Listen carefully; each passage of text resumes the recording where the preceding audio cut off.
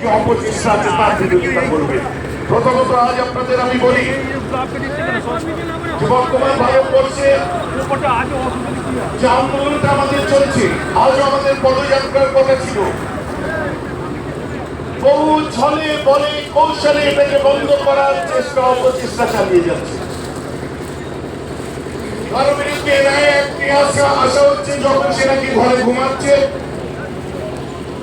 কারো বিরুদ্ধে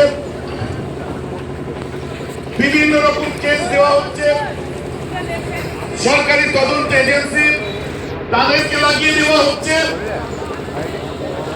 এক কথায় এদের ভয় পাইয়ে দাও। তাই পশ্চিমবঙ্গের সমস্ত অর্গানাইজেশন এক হয়ে আগামী 26শে এপ্রিল যে আমরা ব্রিগেড ডেকেছি, যে কোনো ভাবে এই ব্রিগেডকে ক্যান্সেল করতে হবে, যে কোনো ভাবে এই ব্রিগেডকে বন্ধ করতে হবে, যাতে ওরা এক জায়গায় না হতে পারে। এটা সম্ভব নয়। আপনাদের আমি বলে রাখি, আমাদের আন্দোলন কোনো হিন্দুর বিরুদ্ধে নয়, খ্রিস্টানদের বিরুদ্ধে নয়, শিখ ইসাই কারো বিরুদ্ধে নয়। আমাদের আন্দোলন হচ্ছে সংবিধান বাঁচাও আন্দোলন।